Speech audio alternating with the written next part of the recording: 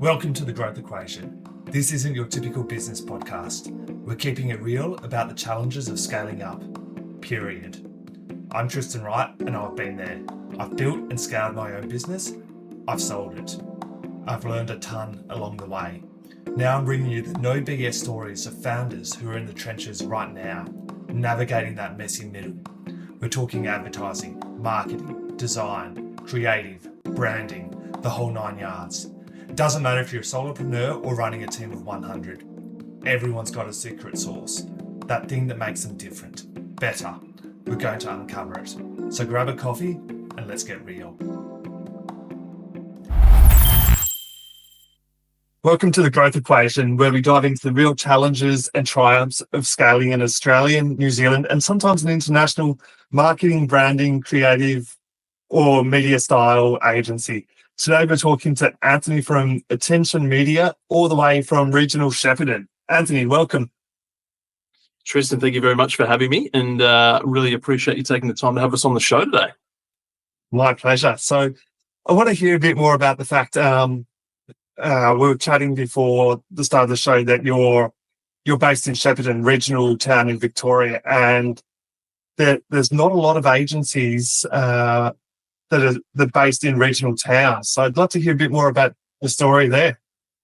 Yeah, no, very true. And ironically, Attention Media got its first client off the back of a podcast that I created in 2015. At the time, that podcast was interviewing young entrepreneurs in the local area, and we then had people reaching out to us to say, "Hey, can you help us with our social media? We need some help with our marketing." And long story short, that grew from me just doing a little bit of freelance work in the spare room at home, all the way through to the agency that we are today. And you're very right. There's not a lot of multi-employee agencies in regional areas, which is obviously a bit of a strength for us in the local area. But it is definitely becoming much more of a thing. There are agencies popping up in the regional cities around the country, just because, as you know, obviously digital marketing is very important in today's day and age. Yeah. So is that podcast still going today, or it is? It is definitely still there. We have not produced any episodes recently, but there is one that will be dropping on AI in the new year. So we're pretty excited about that. But yeah, it's now called the Anthony Murphy Podcast. Oh, so I was about to say you need to drop the name of it so our listeners can go and have a listen. So perfect. Awesome. There you go. So you set that up in 2015. The business came off the back of the podcast in 2015, and freelance work originally. Where is it today? What's the business looking like today? Yeah, so today we are fortunate that we get to work with a whole range of businesses and brands across the country every day. We're a team of 6. We have a few amazing contractors on the side of that as well when we need them. But yeah, we're based here in Shepparton. We've got at least 4 of us here in the office, and then we also have a few of our digital strategists that are based in the metro areas in Melbourne and the Gold Coast as well. So that sort of rounds out the team. So you didn't mention any international stuff. A lot of businesses today will have offshore staff as well. By the sounds of it, you don't use any international staff at the moment. No, we don't. It's everybody's locally based in Australia. It's obviously something that I'm very aware of, and again, potentially something that we could look at in the future. But at this stage, yeah, we're all based in Australia. And yeah, who knows, as the business grows, as the agency grows, as the market evolves, there is definitely obviously potential to utilize some of that talent overseas. We do have plans to expand globally as well. So yeah, looking forward to what the future holds. Yeah, nice one. So I want to, you started off with 1, you're at 6, roughly 6 people at the moment. How has that journey been for you, like as a business owner? I'm sure there's been some late nights or long hours. And then there's been times where, do I have enough money to pay the team even? Exactly. I want to like, it's not all perfect every single week of the year. So I want to hear a bit more about that side of the business. No, look, it definitely isn't. And as you, I'm sure, very well know, business is full of ups and downs. It's, I often think of it as, business is both a game and a war. It's something that a lot of us get into because of, there's a passion that we want to continue to develop. We want to help people. We want, freedom, finance, all those sort of things, but it definitely doesn't come easy. There's no silver bullet. So yeah, we have definitely experienced our own ups and downs over the years. And again, it's all a learning process. We grew steadily, from the first employee that we ever put on to, 6 to 12 months later, adding our second and then our third. And there was some slow growth over the first couple of years. Then we did get to a point where we had some additional funds come into the business and we went on a bit of a hiring spree. But there were areas that I wasn't keeping my eye on as a business owner, which did unfortunately mean that we had to make a redundancy there a couple of years ago. So again, business is full of ups and downs, lots of learning curves. And we've definitely been through some of those battles ourselves. So you had extra funds come in. Did you have an investor come into the business, or we did? Yes. Yep, we did. That was all part of the strategic plan at the time to drive some additional growth. Obviously, take advantage of the opportunity we had in the local area and beyond. But again, it is definitely a learning curve. And at the end of the day, I think everybody says it, but you've got to watch your finances. You've got to keep an eye on and know your numbers. And that was definitely one of the lessons that I learned a few years back. Is this investor still involved in the business? Are they a partner or a silent partner? How's that all look? Yeah, no, at this stage, they're not, no. So I won't get into too many of the details there, but from a shareholding perspective, that didn't go so well. And these days, we're back to just myself as the director. We do have a minority shareholder who is also my business advisor, long-term business advisor, Brett. And he's been fantastic over the years at helping me to, again, grow the agency and just get better in that game of business. Yeah, it's interesting from a partnership perspective. Sometimes they go amazing. Sometimes,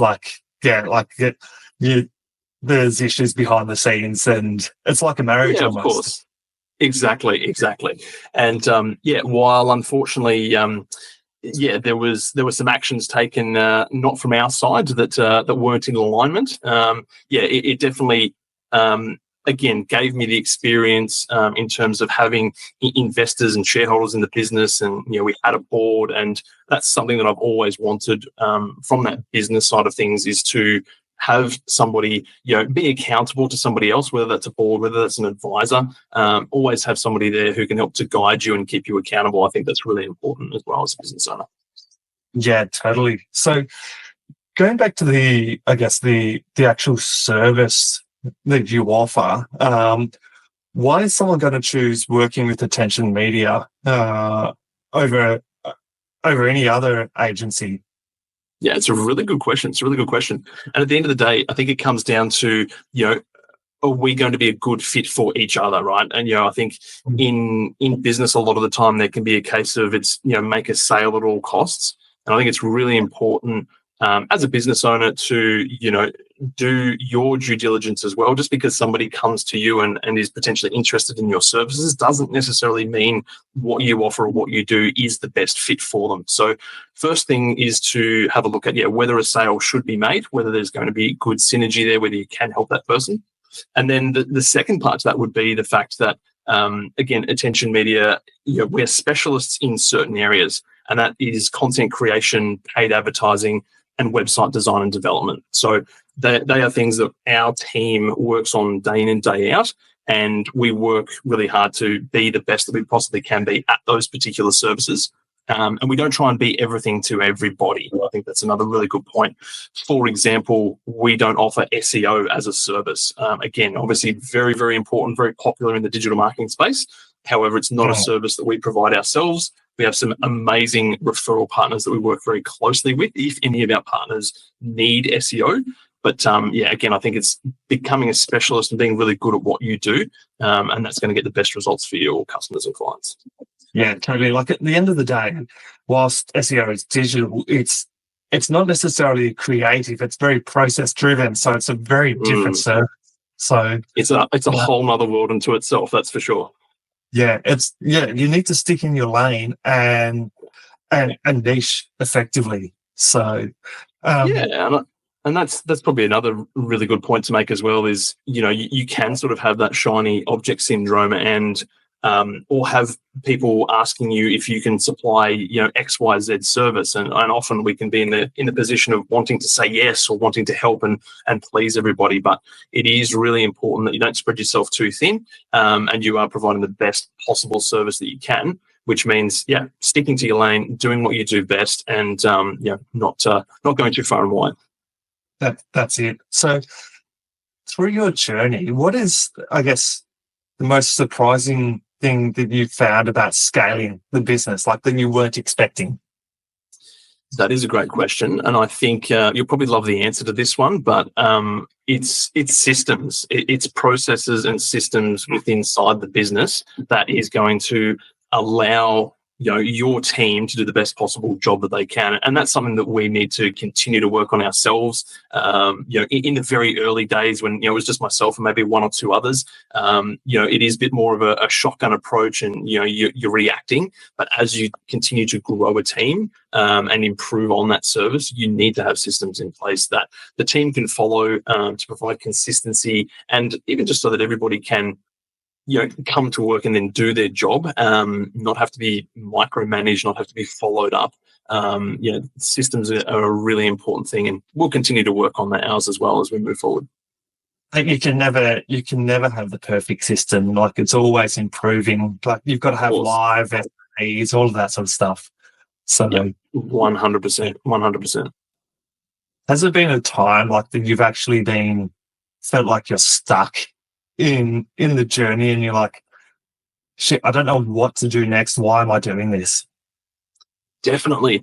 And, I mentioned Brett, my business advisor, before, and, it's a question that I've put to him in the past as well, is like, how are other agency owners, performing and positioned? If they, how many staff do they have? What revenue are they doing? You can always sort of try and compare yourself with others. And I think, that's one of the things that I've been very conscious of as I continue to try and grow the business and grow the team. It's like, what's good and what's not, or, are we performing above average or aren't we? So that's definitely one of the things that I've definitely struggled with over the years, is trying to come to terms with that, or, how are we positioned in the market?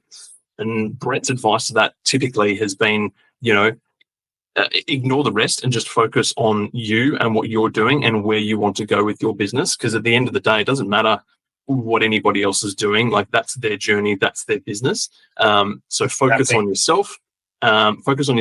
Work towards your goals. But yeah, it's definitely not smooth sailing. And I think the best thing that you can do in that situation, when the going is tough or you're not too sure, because let's face it, like, we're all learning, we're all making it up as we go, we're all trying to improve. And at the end of the day, that's where, talking to people like yourself and having a business advisor or somebody there that can give you some guidance and reassurance is really powerful. Yeah, like, at the end of the day, it doesn't really matter what others are doing. You can use that as a benchmark, but you should only be measuring yourself against yourself and what is important to you. And also all of the nuance that goes into, I could compare our agency to another agency, but the service that they offer and the team that they have is completely different to ours. So you can't compare. It's not apple for apple. It's not like for like. And so often we can get stuck and go, they've got more team members, or they must be doing X revenue, or they're doing all these different services. But at the end of the day, every business is different. Every business is unique. Everybody's personal circumstances are different as well. So yeah, like you said, you can use it as a benchmark, but you definitely don't want to get stuck in the weeds there. Yeah. Okay. So clients, staff, team, scaling, family, they're all different. And then there's also yourself too. So yes, very important. All different priorities. Exactly. Right? How do you prioritize them all? In what order? How do you manage them all? Again, like I think that's something that I'm constantly working on trying to improve. Again, there's no necessarily perfect mix. You can't take somebody's routine that you follow on social media and then try and apply that to your life, right? It's a case of what are your priorities, what are your responsibilities, and then how good is your discipline, and working out where That's a you big need one. to. It is. It's a really big one, and it's something that you're always working on. My routine in business and personal life has constantly changed. In 2015, I just got married, and the business was very small and easy to manage. And in 2016, my first child came along. In 2018, my second child came along. So throughout all those points, your personal circumstances change, your priorities change, the way that you manage your time has to change. And I think at the end of the day, the best way to approach that I've found is to take the time to look at what are those priorities, where do I need to spend my time, business, family, personal, self, and then just allocate that accordingly and try and find something that works for you. And you're probably going to have to adjust it, and you're probably going to have to change it a little bit, but have a look at, where are those areas that I need to prioritize, put it in the calendar, book it in, lock in the times, and make it happen. That's at least what's worked best for me over the years anyway. I used to hate using a calendar. I couldn't deal with it. But today, I can't live without a calendar. Exactly.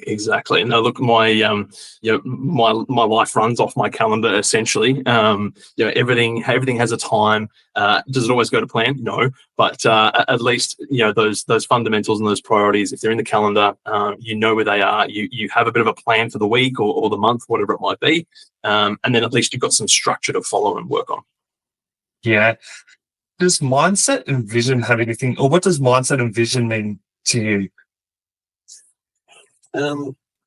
Two different things. I think for me, again, vision is, what do we aspire for the future? Where do we want to go? What's that North Star? And then, mindset is very much around the day-to-day, how are we going to get ourselves, from point A to point B and reach that vision.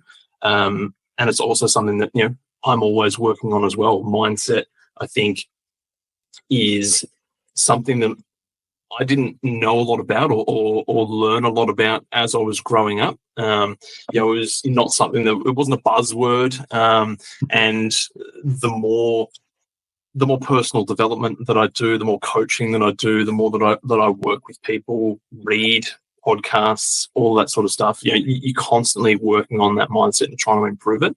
And I think it's as long as you give yourself that space to realize that, again, you're not going to have all the answers. You're just not going to suddenly work it all out one day. It's a constantly evolving process. But as long as you're doing the work, then, and getting that 1% better every day, then you'll be making some improvements.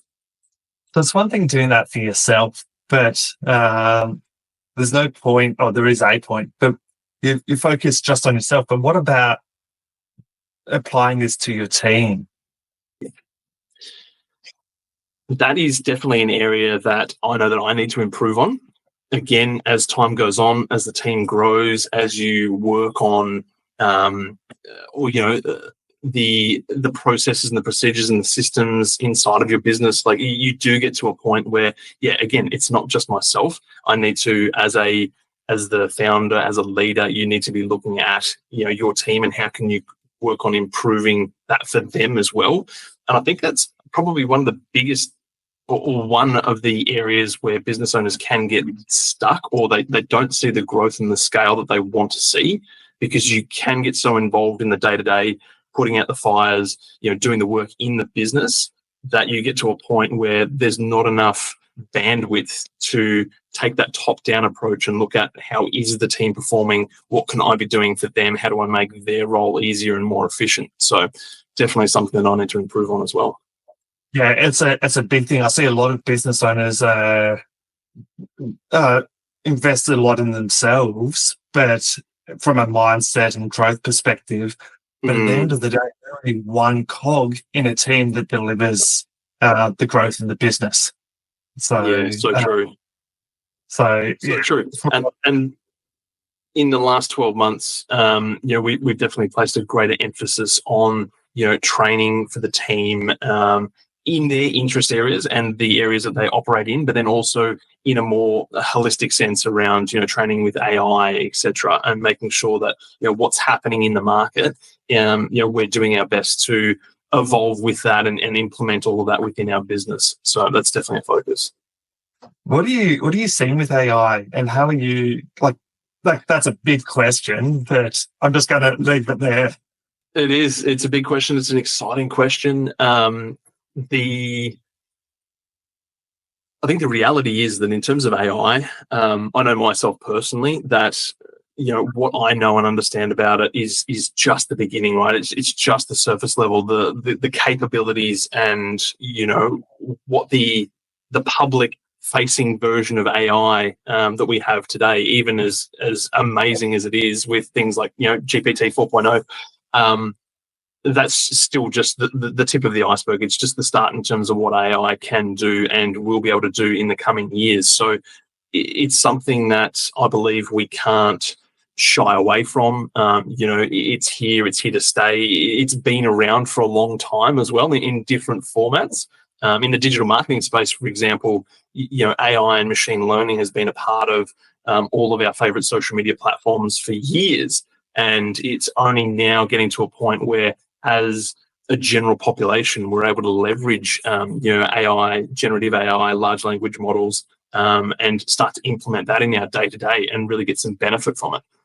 So it has been around for a long time. It's definitely growing. And, it's my firm belief that if you are not open to learning about AI and how it can help you in both your personal and life and business, then there is definitely going to get to a point where you're getting so far behind compared to everybody else. It would be like you're not utilizing the internet in today's day and age. It would make things very difficult to keep up.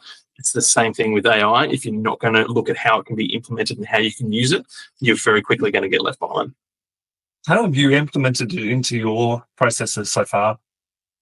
Yeah, so in terms of inside the agency at the moment, we are definitely using it from a research and strategy perspective. We're leveraging it from a copywriting and ideation perspective.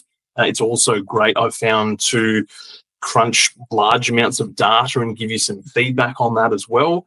And from a marketing perspective, it helps to create a lot of efficiency in terms of, for example, if we are doing ad copy and creative, instead of being able to, a strategist being able to create 5 different headlines for an ad, we can leverage AI to give us 100 different variations and then improve on that list in the blink of an eye. So in terms of the output, the efficiency, it's just, it's amazing. And that's just the tip of the iceberg, as I said before. Yeah, that's literally what you're talking about makes a massive difference. But when you consider you can also implement automation into it as well, you pull out you've got an SOP, so the guide, the structure that you follow, AI, and then automation.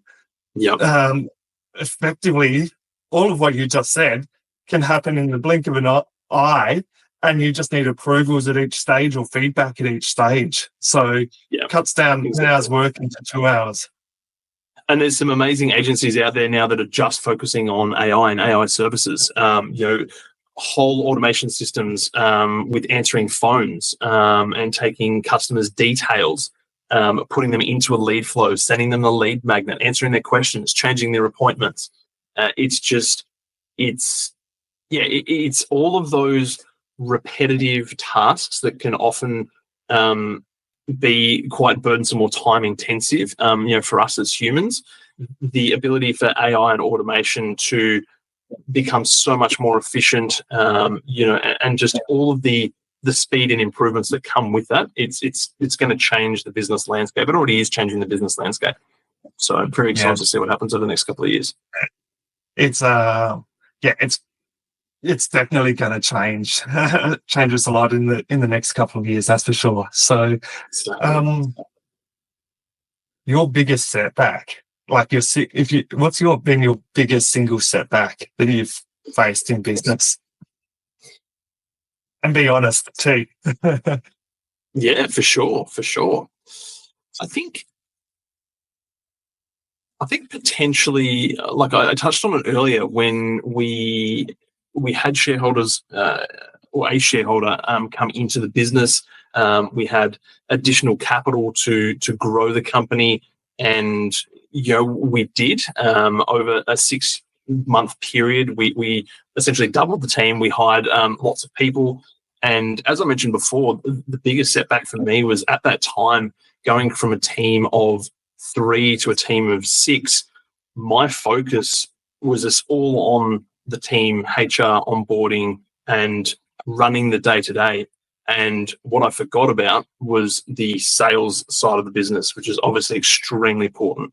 So we got to a point where we realized that, hey, we've built out this team, we've built out this capacity, but in the meantime, we haven't been keeping an eye on those very important numbers, and we're going to have to make some hard decisions here. So that was probably the biggest setback, is that we had the ability, we had a bit of a platform to create some trajectory, and with not keeping your eye on the right areas or all the areas that needed to be having looked at, that did set us back because we weren't able to capitalize on that opportunity. Yeah, like you've got to keep one eye on the numbers always, and if you're not doing sales now, it's not going to impact you today, it's going to impact you in 3 months' time. Exactly. And that's literally where we got to. The general day-to-day wasn't so bad, but when you look at, in 1, 2, 3 months' time ahead, you're like, we have a bit of a problem here and we're going to have to make some tough calls. Yeah. What are you seeing in the market at the moment? The way customers are coming to you, what they're wanting from an engagement? Is it the same as always, or are you seeing different things right now? No, it is changing slightly. I think the social media in today's day and age is very mainstream, and I think there's a lot more acceptance from business owners across all industries that they need to have some form of presence, whether it's social media marketing or whether it's digital marketing in general. It's fairly plain to see these days that forms a very important part of your marketing mix, right? It's not everything, but it does form a part of your marketing mix. Whereas if we compare that to 5, 6, 7 years ago when I first started, you were still having conversations with business owners around why social media was important or why they should need to consider it. So as time goes on, platforms mature, people's habits, consumer behaviors continue to evolve. So we are seeing a lot more acceptance and adoption of social media marketing and its place within a marketing mix. But one of the things that I think, as we continue to evolve in the marketing world with the things of, generative AI, like we're going to see a lot more AI produced images and video content, and that's going to be exponential over the next couple of years. So I really feel like the founder-led content, which is a bit of a buzzword at the moment, and personal brand organic content is going to have a very important place over the next couple of years, because the amount of AI-generated content, which, if done well, can be fantastic. But again, there is going to be so much of that I think we're still, as human beings, going to crave that authenticity and that human-to-human connection. So I think founder-led organic content moving forward is going to be very important. Yeah, totally. And if it's not, there needs to be that interaction that feels like you're dealing with the owner, and that they understand who you are. So that's one of the things that I've always spoken to businesses and brands about, is that oftentimes we spend so much time and invest so much money in the facade of our business, right? Signage, a great office, great location, it looks amazing. And I've always said you need to be able to take that same effort and investment and apply it to a digital sense where people can see and interact with and understand your business from the inside, and leverage digital platforms so that people can understand who is inside the business. Do they resonate with that person? Are they good at what they do? So that's something that I've always talked to business owners about, is having that same presence from a physical perspective in the digital space as well. Totally. So, if you give other business owners one piece of advice through the stage, like you're so involved as a business owner that's so involved with the day-to-day still, what is one piece of advice that you would give to others on how to manage that? I think for me, it's been important, and there has been quite a light bulb moment over the last couple of years around just getting clear on what you want from your business, or what you want your business to be in the future. So the example of that is, are you starting a business that is a lifestyle business, or are you starting a business that you are happy to continue to operate and be involved in until retirement? Or are you looking to create a business that you can sell, exit, not have to be involved in from the day to day? So there's some really important questions that I think you need to ask yourself, because that's then going to give you the framework, or allow you to create a framework in order to achieve those objectives. So for me personally, the goal has always been in the back of my mind to build a business that provides an amazing service and provides people with the work and the employment that they love doing. But it's only in recent years where, again, as the team continues to grow and the business continues to grow, those systems and those processes are so important, because that then removes me as the bottleneck. Because for me personally, at some point in the near future, having a business that can operate without you is the true definition of a business. If you're the bottleneck, if you go and take a month's holiday and everything comes crashing down, then you do just have a glorified job. So the actual term of business is for it to be able to continue to grow and evolve itself. So for me, that's what I'm focusing on. You know what my name of my business is, don't you? What's that, sorry? Do you know the name of my business? As in evolve to grow? Yes, and you Yes. just said name is Grow and Evolve. So I just snuck that in there. No, I didn't. yeah. But yeah, look, I hope that makes sense. And it's again, it's not something that comes easily or naturally, or just happens overnight. It's something you have to be conscious of and have to put in the work to make it happen. Yeah, 100%. Totally. Yeah, you have to work at it and be aligned with your North Star and know what that is that you're working towards. So. And the last little piece of advice that I could add to that is, again, comes from Brett, my advisor. He's always said to me, you need to ask who, not how. As a business owner, we only have so much time in the day. We only have so much bandwidth, and we can get into that rut sometimes of just trying to work everything out ourselves, or spending a lot of time trying to work it out ourselves. And oftentimes, we just need to take a step back and say, right, who can help me with this? Whether that's an advisor, whether that's just somebody to talk to that's in the industry, whether that's an employee or a staff member, but who can help me in order to solve this challenge or move forward. Collaboration, leaning on other people, leveraging other people's expertise. I think that's definitely really important as well. Totally. Anthony, it's been awesome chatting. If people want to get in touch with you, learn a bit more about who you are, what's the best way to connect with you? Amazing. The best couple of ways would be to head to attentionmedia.com.au. That's obviously the home of the agency, or reach out to me on social media, Instagram, Anthony G. Murphy, and would be happy to chat and talk to anybody that's willing to have a chat. Awesome, mate. Thank you very much for your time. Appreciate it, Tristan. Thank you very much. That's a wrap. Thanks for tuning into The Growth Equation. If you've enjoyed the show, hit that subscribe button and leave a review. It helps us big time. Catch you next time. And if you want more, head over to evolvetogrow.com.au for show notes and exclusive content.